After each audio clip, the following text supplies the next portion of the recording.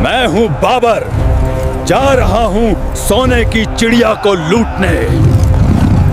वहां के दोगलों की मदद से मैं भारत पे राज करूंगा। तो वीडियो को पूरा देखें और चैनल को सब्सक्राइब कर लीजिए।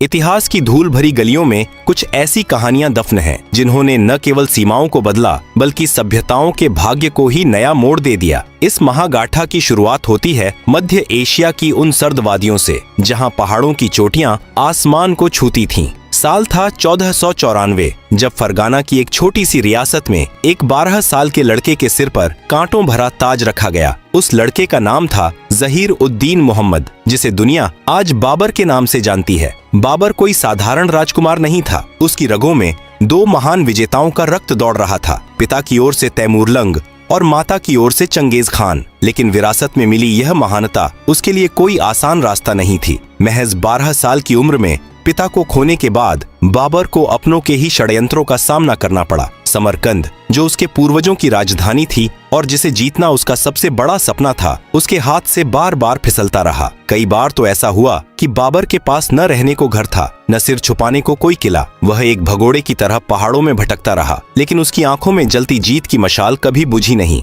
उसकी किस्मत ने करवट ली साल 1504 में, जब उसने अफगानिस्तान की राजधानी काबुल पर कब्जा किया। काबुल की ठंडी हवाओं में बैठकर बाबर अक्सर दक्षिण की ओर देखता था, जहां हिंदुस्तान अपनी बेपनाह दौलत और खुशहाली के लिए मशहूर था। उस दौर में हिंदुस्तान को सोने की चिड़िया कहा जाता था और बाबर जानता था कि अगर उसे अपना खोया हुआ गौरव और एक स्थायी साम्राज्य चाहिए तो उसे सिंधु नदी पार करनी ही होगी। उधर दिल्ली की गद्दी पर लोदी वंश का सुल्तान इब्राहिम लोदी शासन कर रहा था। लोदी एक अहंकारी और क्रूर शासक था, जिससे उसके अपने ही गवर्नर और रिश्तेदार नफरत करते थे। इसी असंतोष का फायदा उठाते हुए पंजाब के गवर्नर दौलत खान लोदी और सुल्तान के चाचा अलाउद्दीन लोदी ने बाबर को हिंदुस्तान पर हमला करने का न्योता भेजा। बाबर के लिए यह वही मौका था जिसका उसे बरसों से इंतजार था। 15 दिसंबर 1525 को बाबर ने अपनी छोटी लेकिन अनुशासित सेना के साथ सिंधु नदी पार की। उसके पास केवल 12,000 सिपाही थे, जबकि दिल्ली के सुल्तान के पास 1 लाख से अधिक सैनिकों की विशाल फौज और सैकड़ों खूंखार हाथी थे। संख्या बल के हिसाब से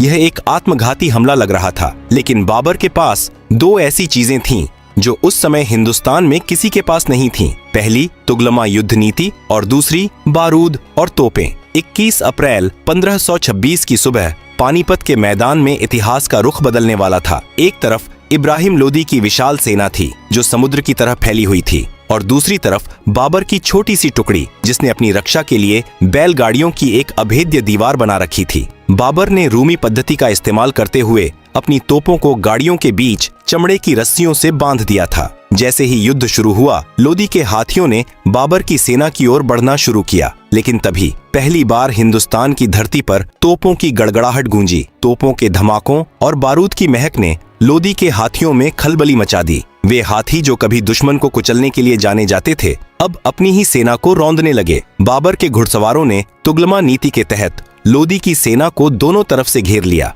कुछ ही घंटों में पानीपत का मैदान लोदी के सैनिकों के शवों से पट गया। इब्राहिम लोदी युद्ध के मैदान में ही मारा गया और इसी के साथ दिल्ली सल्तनत का अंत हो गया। बाबर की राह इतनी आसान नहीं थी। उसे असली चुनौती राजपूतों के शौर्य से मिली। खानवा के मैदान में राणा सांगा ने मुगलों के छक्के छुड़ा दिए थे। राजपूत योद्धाओं की वीरता देख बाबर की सेना डरी हुई थी। तब बाबर ने धर्म युद्ध का नारा दिया और शराब के प्याले तोड़कर अपनी सेना में जोश भरा। वह युद्ध तकनीकी से ज्यादा मानसिक मजबूती का था। राजपूतों ने अंत तक हार नहीं मानी और साबित किया कि हिंदुस्तानी मिट्टी में वीरता कूट कूट कर भरी है। राजपूतों की वीरता की कहानियां आज भी राजस्थान की हवाओं में गूंजती हैं। राणा सांगा के शरीर पर 80 घाव होने के बावजूद वे मैदान में डटे रहे। बाबर ने अपनी डायरी बाबरनामा में लिखा कि राजपूत मरना जानते हैं पर झुकना नहीं।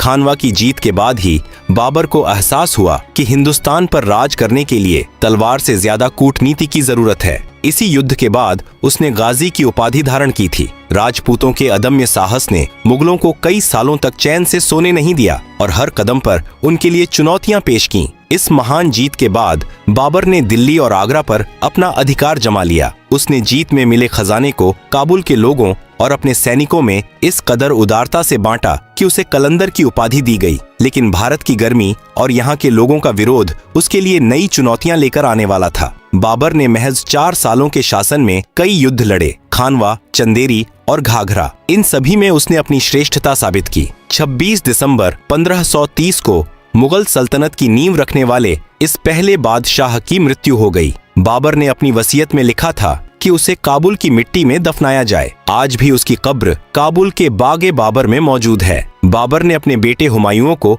एक ऐसा साम्राज्य सौंपा था जो अभी पूरी तरह स्थिर नहीं था, लेकिन जिसकी जड़ें भारतीय उपमहाद्वीप में गहरी जम चुकी थीं। बाबर ने साम्राज्य की नींव तो रख दी थी, लेकिन उसके बेटे हुमायूं के लिए यह विरासत किसी कांटों भरे बिस्तर से कम नहीं थी। हुमायूं किसी एक विद्वान और शांत स्वभाव का व्यक्ति था, जिसे सितारों और भूगोल में गहरी दिलचस्पी थी, लेकिन युद्ध के मैदान में वह अपने पिता जैसी फुर्ती नहीं दिखा पाया। इतिहासकार बताते हैं कि हुमायूं अफीम के नशे का शौकीन था, जो अक्सर उसके फैसलों में बाधा बनता था। साल 1540 में शेर शाह सूरी ने हुमायूं को हराकर भारत से बाहर खदेड़ दिया। 15 सालों तक हुमायूं दर दर भटकता रहा। इसी निर्वासन के दौरान अमरकोट के किले में एक बालक का जन्म हुआ, जिसका नाम रखा गया जलाल उद्दीन मोहम्मद अकबर। हुमायूं ने 1555 में दोबारा दिल्ली जीती, लेकिन उसकी किस्मत ने फिर दगा दिया। साल 1556 में अपने ही पुस्तकालय की सीढ़ियों से पैर फिसलने के कारण उसकी मौत हो गई। उस समय अकबर महज 13 साल का था। चारों तरफ अराजकता थी और उत्तर भारत में राजा हेमू एक शक्तिशाली चुनौती बनकर उभरे थे। उन्होंने दिल्ली पर कब्जा कर लिया था। मुगलों का भविष्य अंधकार में था, लेकिन अकबर के पास एक वफादार सेनापति था, बैरम खान। 5 नवंबर 1556 को पानीपत की दूसरी लड़ाई लड़ी गई। युद्ध का पलड़ा हेमू की ओर झुक रहा था, लेकिन तभी एक भटकता हुआ तीर हेमू की आंख में जा लगा। राजा के गिरते ही उनकी सेना में भगदड़ मच गई। इस अप्रत्याशित जीत ने अकबर को दिल्ली का निर्विवाद बादशाह बना दिया। अकबर ने महसूस किया कि हिंदुस्तान जैसे विशाल देश पर केवल तलवार के दम पर राज नहीं किया जा सकता, लोगों का दिल जीतना जरूरी है। उसने एक ऐसी नीति अपनाई जिसने उसे अकबर महान बना दिया। वह पहला मुगल बादशाह था जिसने हिंदुओं पर लगने वाले जजिया कर को समाप्त कर दिया। उसने राजपूतों से दुश्मनी के बजाय दोस्ती का हाथ बढ़ाया। आमेर की राजकुमारी जोधाबाई से विवाह करना केवल एक गठबंधन नहीं, बल्कि 2 संस्कृतियों का मिलन था। अकबर ने जोधाबाई को कभी धर्म बदलने के लिए मजबूर नहीं किया, बल्कि उनके लिए महल में मंदिर भी बनवाया। अकबर की वास्तुकला की समझ अद्वितीय थी। उसने दिल्ली से करीब 250 किलोमीटर दूर एक पहाड़ी पर फतेहपुर सीकरी नाम का एक पूरा शहर बसाया। यह शहर शिल्प कला का बेजोड़ नमूना था। वहां अकबर ने बुलंद दरवाजा बनवाया, जो आज भी दुनिया का सबसे ऊंचा प्रवेश द्वार माना जाता है। सीकरी में उसने इबादत खाना बनाया, जहां हर धर्म के विद्वान हिंदू, मुस्लिम, ईसाई, जैन और पारसी बैठकर चर्चा करते थे। इसी मंथन से निकला अकबर का नया धर्म दीन ए इलाही, जिसका मूल मंत्र था सुलह ए कुल, यानी सभी के साथ शांति। लेकिन फतेहपुर सीकरी का अंत बड़ा रहस्यमयी रहा। करीब 15 सालों तक राजधानी रहने के बाद इस भव्य शहर को अचानक छोड़ दिया गया। इतिहासकारों का मानना है कि पानी की भारी कमी के कारण यह जीत का शहर रातों रात वीरान हो गया। आज भी फतेहपुर सीकरी के खंडहर उस दौर के वैभव की गवाही देते हैं। अकबर की सेना अब और भी आधुनिक हो चुकी थी। जहां राजपूत अपनी विशेष स्टील की तलवारों के लिए प्रसिद्ध थे,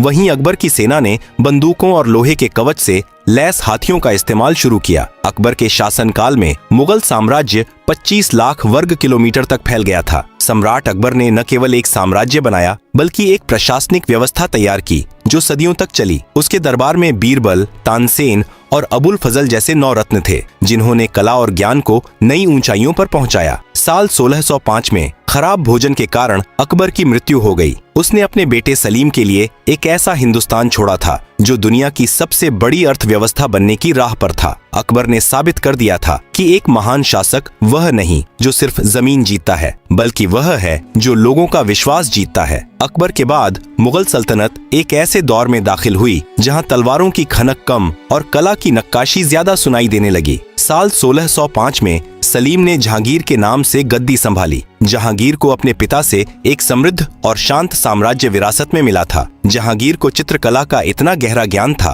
कि वह किसी भी चित्र को देखकर बता सकता था कि आंख किसने बनाई है और हाथ किसने। उसने अपनी आत्मकथा तुजुक ए जहांगीरी में लिखा है कि उसे फूलों और खुशबू से बहुत लगाव था। उसके राज में व्यापार इतना फैला कि सूरत के बंदरगाह पर विदेशी जहाजों का तांता लगा रहता था। जहांगीर के शासन में मुगल तहजीब और शिष्टाचार ने एक नया रूप लिया। दिया, जिसे आज भी लखनऊ और दिल्ली की संस्कृति में महसूस किया जा सकता है। वह न केवल एक शासक था बल्कि एक संवेदनशील लेखक और कला पारखी भी था। जहांगीर को प्रकृति और बागवानी से अगाध प्रेम था। उसने कश्मीर में शालीमार और निशात जैसे खूबसूरत बाग लगवाए। उसके शासन में चित्रकला अपने शिखर पर थी। वह पशु पक्षियों के चित्रों का इतना शौकीन था कि उसने उस्ताद मंसूर जैसे चित्रकारों को संरक्षण दिया। जहांगीर का न्याय केवल इंसानों तक सीमित नहीं था। कहा जाता है कि उसके न्याय की जंजीर को छूने का साहस कोई भी कर सकता था। वह हर रोज घंटों दरबार लगाकर प्रजा की छोटी छोटी समस्याएं सुनता था। वह न्याय का बड़ा पाबंद था। उसने अपने महल की दीवार पर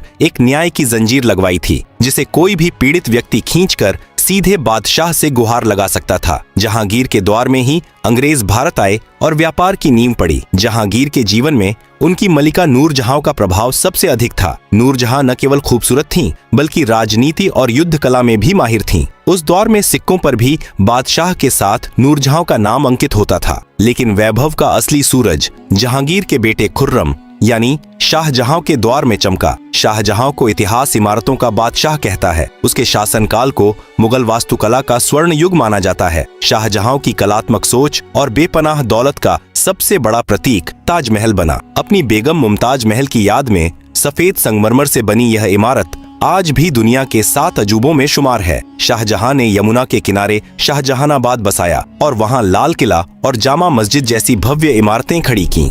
उस समय मुगल साम्राज्य दुनिया का सबसे अमीर साम्राज्य था। दुनिया का लगभग 1/4 सामान अकेले हिंदुस्तान में बनता था। इसी बेपनाह दौलत को दिखाने के लिए शाहजहां ने एक ऐसी चीज बनवाई जिसकी कल्पना करना भी आज मुश्किल है। तख्त-ए-ताऊस यानी मयूर सिंहासन। यह कोई साधारण सिंहासन नहीं था। इसे बनाने में उस दौर के 7 साल लगे थे। यह सिंहासन ठोस सोने का बना था और इसमें अनगिनत हीरे, नीलम, पन्ने और माणिक जड़े थे। सिंहासन के ऊपरी हिस्से पर 2 मोर बने थे, जिनके पंख कीमती पत्थरों से सजाए गए थे। इसकी भव्यता का अंदाजा इसी बात से लगाया जा सकता है कि दुनिया का सबसे मशहूर हीरा कोहिनूर भी इसी सिंहासन की शोभा बढ़ाता था। कोहिनूर के बारे में कहा जाता था कि जो इस हीरे का मालिक है वह पूरी दुनिया का मालिक है। तख्त-ए-ताऊस की कीमत उस समय ताजमहल बनाने की लागत से भी कई गुना अधिक थी। इसे केवल विशेष अवसरों पर ही लाल किले के दीवाने खास में लाया जाता था। शाहजहां के दरबार में शान और शौकत का आलम यह था कि विदेशी यात्री भी यहाँ की चमक देखकर दंग रह जाते थे।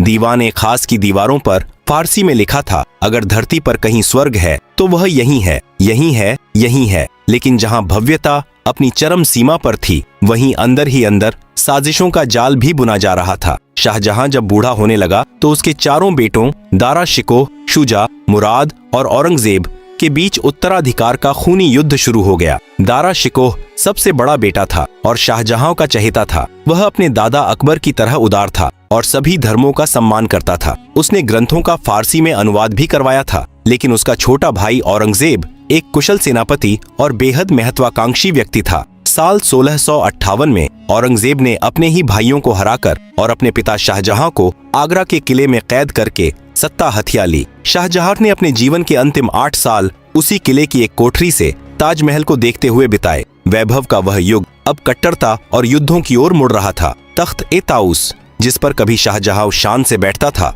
अब एक ऐसे बादशाह के हाथ में था जिसकी सोच तलवार की धार जैसी तेज और ठंडी थी। साल 1658 में जब औरंगजेब दिल्ली के तख्त पर बैठा तो मुगल साम्राज्य का चेहरा पूरी तरह बदल चुका था। औरंगजेब अपने पूर्वजों के विपरीत न तो कला का शौकीन था और न ही संगीत का। वह एक कट्टर और अनुशासित शासक था। उसने अपने बड़े भाई दारा शिकोह की बेरहमी से हत्या कर दी और उसके कटे हुए सिर को एक थाल में सजाकर अपने पिता शाहजहां के पास भेजा। यह इस बात का संकेत था कि अब साम्राज्य दया से नहीं बल्कि खौफ और कट्टरता से चलेगा। औरंगजेब ने अकबर की उदार नीतियों को पलट दिया। उसने हिंदुओं पर दोबारा जजिया कर लगा दिया और कई ऐतिहासिक मंदिरों को तुड़वाकर वहां मस्जिदों का निर्माण कराया। उसने शराब, संगीत और नृत्य पर पाबंदी लगा दी। जहां मुगल दरबार कभी महफिलों के लिए जाना जाता था, अब वहां सन्नाटा पसरा रहता था। औरंगजेब का सारा ध्यान साम्राज्य के विस्तार पर था। उसने अपने शासन के अंतिम 27 साल दक्षिण भारत को जीतने में बिताए। मुगल साम्राज्य अपनी सीमाओं के चरम पर पहुंच गया था,